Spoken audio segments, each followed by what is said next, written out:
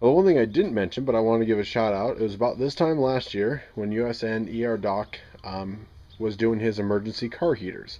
And I thought it was a great time of year. I've got several other vehicles here and family members that are going to be driving around, and I don't expect my mom to whip out a ferro rod and chop down a tree and start a fire if she's stranded somewhere.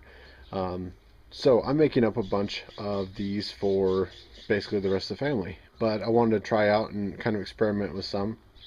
I'll give all the links down below. Doc has several videos.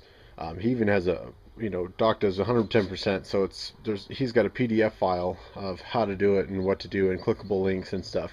And I believe it was this time last year, maybe a little bit later in November he did this. But I'll give the links down below. I believe Adamet to Equip to Endure even did some timing tests, so I'm not going to bother doing that. The one thing I will probably do is the ones for my family will be the 70% alcohol. I'm going to play around with the 91%. The difference is, I'll tell you right now, I just bought all this stuff. It was $1.88 for the 70% at Walmart compared to $2.46. So not quite an extra buck, but a little over for the isopropyl. You can also see it's a little bit bigger bottle right there. Also wasn't really sure what size toilet paper to get. Wanted to test out a couple things. Got a what they call regular roll, Angel Soft. This was only like $1 for 4. But when you take the core out, you can see in the empty pint can, there's a lot of room left. So with these guys, what I did was I took off a little bit on the outside so I could get it through, but then I pulled the center back to the wall. Took that wad that I had pulled off the outside and put it down in the middle, so it kind of gives me a little bit taller wick. Right now I'm just letting it soak up this quart to see how much it's actually going to hold, and just going to play around with these today. But they make a great gift.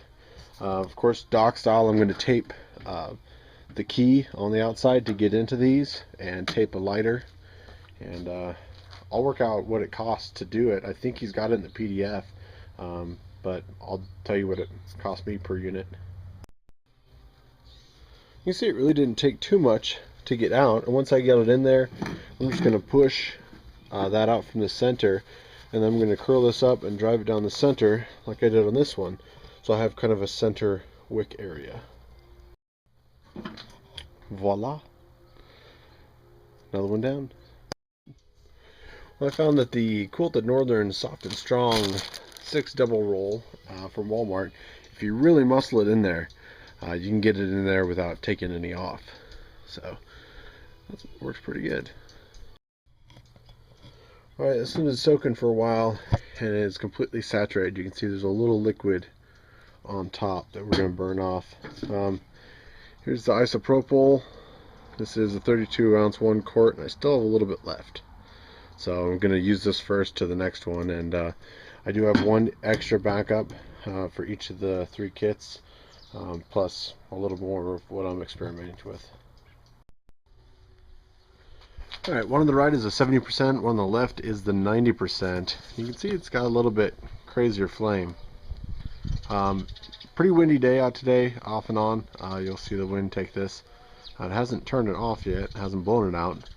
You can see the 70% has a little bit smaller flame, but I also want you to see the 90% is really charring the edge there.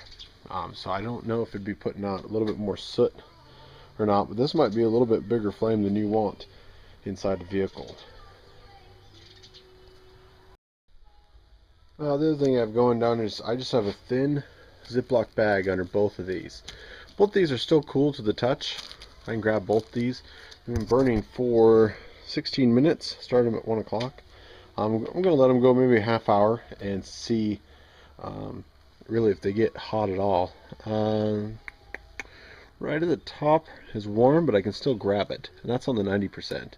So I'm just simulating this as maybe something that might be in your vehicle that might melt or potentially catch fire, and just see how the bases get heated up.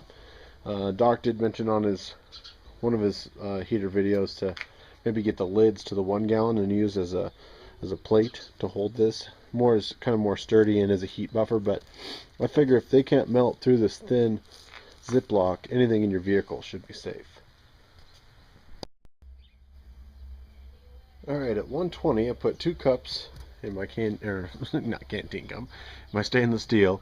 I just have a piece of hacksaw bent in a V sitting on top of the 70% alcohol one.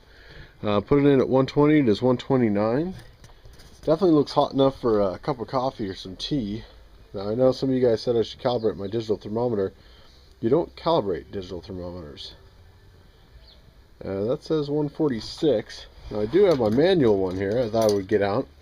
And you can definitely calibrate your manual ones. We'll have dueling thermometers. Digital is at 154. Analog is right at 150. Well, while I'm waiting this come up to a boil, and to test the thermometers on here, this 90 proof, I really don't recommend it. I think it's much better to go with the lower grade 70%. You can see some of the charring, the black. You can't tell because it's daylight, but you can see little wafts of black smoke that pop off every once in a while. It's definitely burning quicker and it's a very high flame. If you wanted to use this outdoors, I think it'd be fine, but I don't know that the 90% would be something you'd want inside the vehicle. You can see the 70% is a very nice, manageable size flame. It would give off plenty of heat. It's certainly bringing this 2 cups to, although it's now been exactly 20 minutes, and we're at 190. But again, definitely hot enough to get some, some hot soup or coffee or tea or something in you. I definitely recommend the 70%. Alright, again, we got a boil, about 140. Digital says 105, 106, and I calibrated this to 212. So this should be calibrated if I do any future tests soon.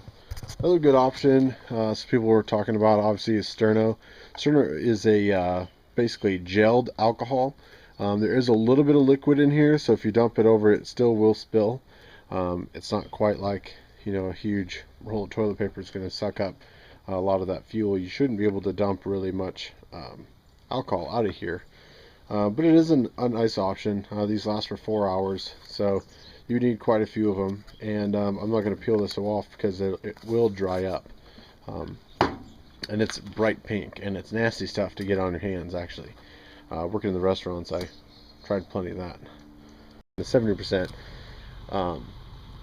I can still grab almost right at the top, a ½ inch from the top. I can grab and not burn myself. So I really think the safer bet is the 70%. And Doc, I thank you much. There you go. Even if you don't have anything to set it on, little stainless steel cup sits there, pretty stable. I mean, you can't really.